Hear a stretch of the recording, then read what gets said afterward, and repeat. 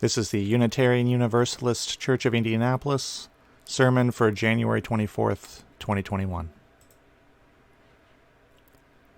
Joe Biden is a 78-year-old white man, and Amanda Gorman is a 22-year-old black woman, and on Wednesday of this week, it seemed like these two had been sent by Providence to heal a wounded and hurting nation. Now, I don't believe in Providence, but sometimes history delivers in a manner that exceeds hope and expectations, and when it does, I will take it. The oldest person ever to be elected president, and the youngest person ever to deliver the inaugural poem together on the national stage. Now, of course, it isn't fair to put that on either of them. Healing the nation is not their job. Joe Biden's job is to be president. Amanda Gorman's job is to be a poet. But each, in their own way, offered a vision of a way forward for all of us grounded in compassion, dignity, and truth-telling. Joe Biden spoke of our national resilience in this winter of, quote, peril and possibility, saying there is, quote, much to repair, much to restore, much to heal, much to build, and much to gain, end quote. Amanda Gorman wrote, "Somehow we've weathered and witnessed a nation that isn't broken but simply unfinished," adding, "Being American is more than a pride we inherit. It's the past we step into and how to repair it." End quote. The word dignity appears 3 times in President Biden's speech. Also the words decency, humility, tolerance, and healing. On Wednesday, I needed to hear those words. I did not know how much I needed to hear those words. And more than that, I needed to see those qualities modeled on the national stage. I needed to believe that dignity and humility were possible, that healing was possible, on a day when I woke up praying simply that there would be no violence. I cried, actually, when Kamala Harris was sworn in, not because I am necessarily a Kamala Harris fan, but because of what that moment represented, our past and the possibility of repair, and because I knew that all across the country, children who looked like her were also watching that moment, with wide eyes and wider now dreams, who could see in that moment an affirmation of their own worth and dignity. We have been in a period of compounded national trauma for quite some time now. The violence of January 6th was a traumatic event. This past year with COVID has been trauma upon trauma, and the past 4 years with the almost total breakdown of our politics and the insertion of bullying, demeaning, and divisiveness as the new normal has been at the very least wearying, often shocking, and for people who have suffered bullying or abuse in their lives, regularly triggering, and likewise for people who have experienced racism, although that is a bigger subject than this sermon allows. This disheartening experience has been, I believe, a nonpartisan experience. I'm not both sides in here. We can disagree on who is more or less culpable. But when nearly everyone feels shamed, threatened, and bullied by the state of our civic life, I hope we can at least agree that we can do better. Joe Biden says his whole soul is in that proposition. We shall see. He's asking us to turn down the temperature of our discourse, to embrace dignity and humility, and to be healers of our nation. And it might start at the top, but in the end it will be up to all of us. And I do believe that each of us can be, in our own way, healers. I mean, healers of the body and healers of the spirit. Shall we start in the most prosaic way possible? We are in a pandemic, and in a pandemic we care for others' bodies by caring for our own.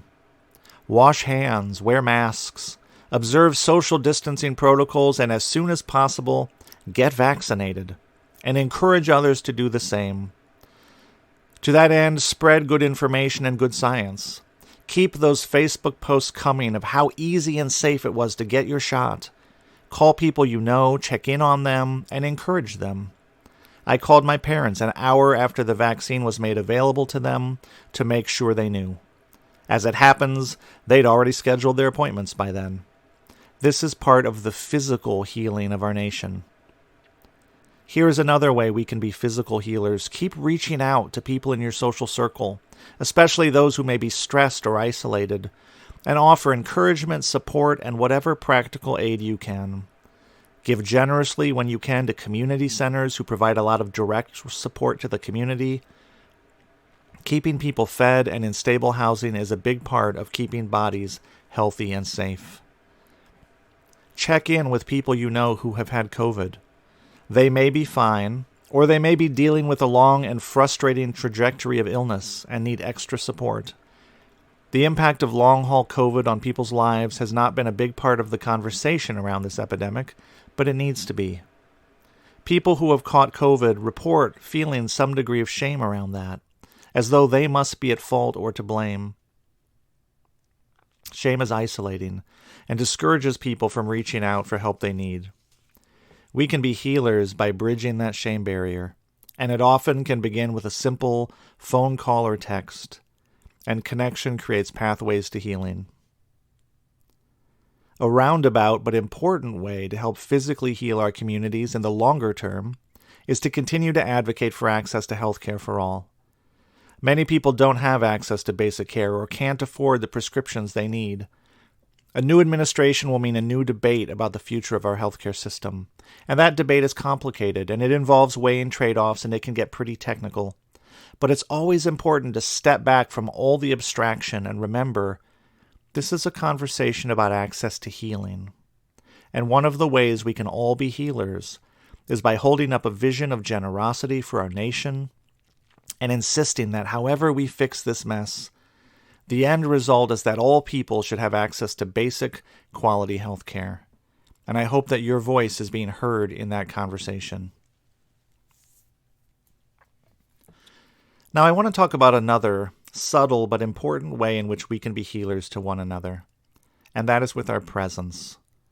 We can be physically present to one another in what trauma therapist Resmaa Menakem calls settled bodies.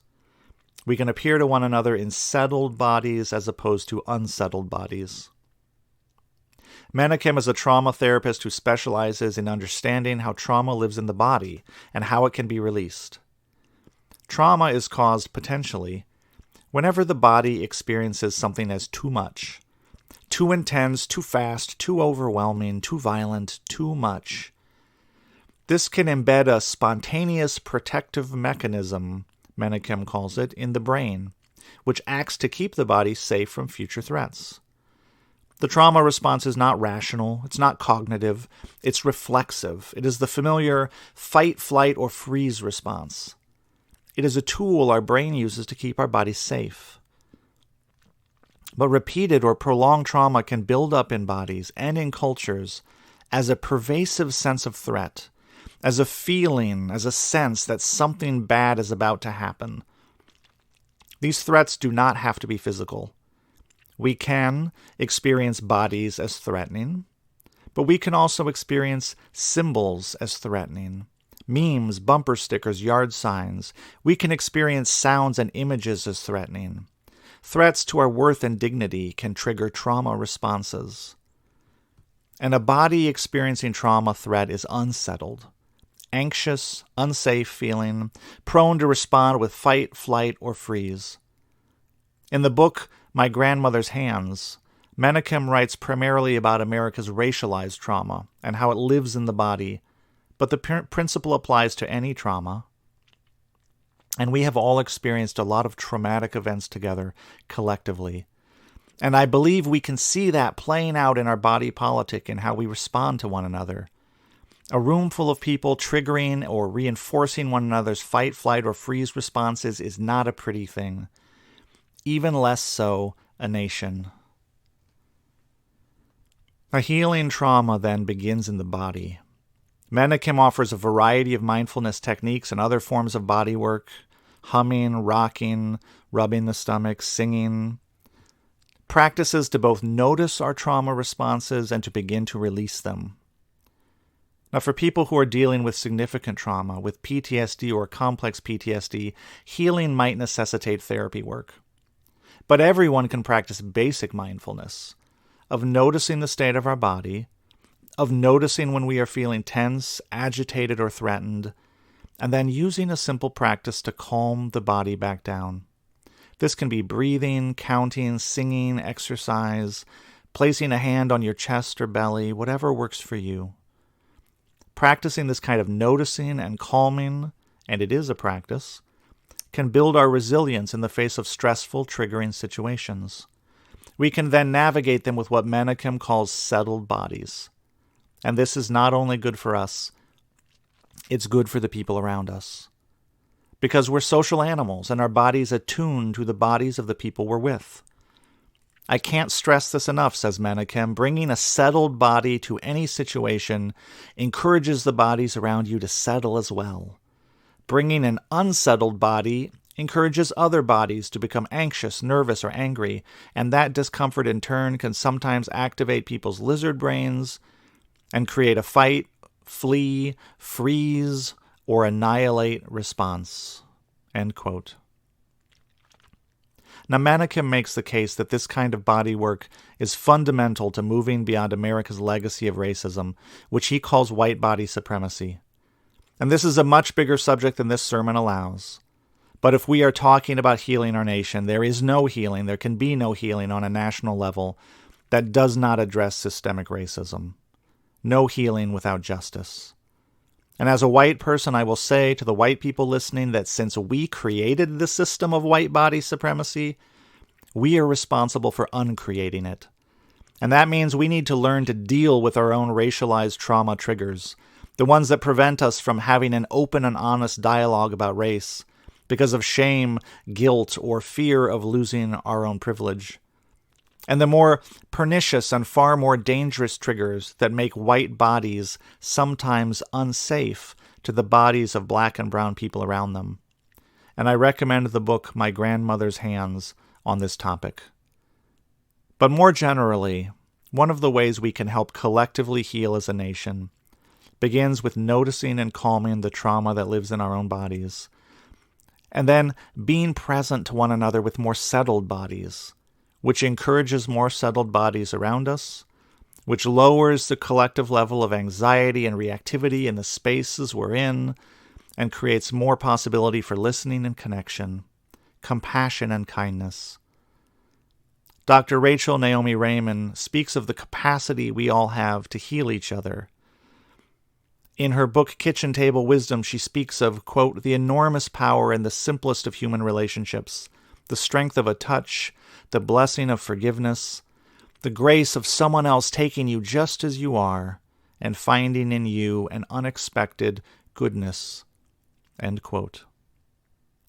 I do not believe in American exceptionalism. I do not believe healing means reclaiming a glorious past that never was. I do believe there is unexpected goodness yet to be found in the American story and in one another. I do believe we can find some measure of healing in working together to fulfill a promise made but not yet kept. Healing is a journey. It often takes more time than we would like. It is rarely as complete and total as we would like. It leaves scars and tender places. But it can also leave us more confident in our resilience, humbler in our vulnerability, more generous in giving and receiving, and more aware of our need for one another. I am hopeful, yet, still, that we can get there. And so I'll leave you with the words of Amanda Gorman. Let the globe, if nothing else, say this is true, that even as we grieved, we grew, that even as we hurt, we hoped, that even as we tired, we tried. May our whole soul be in it. Blessed be, and amen.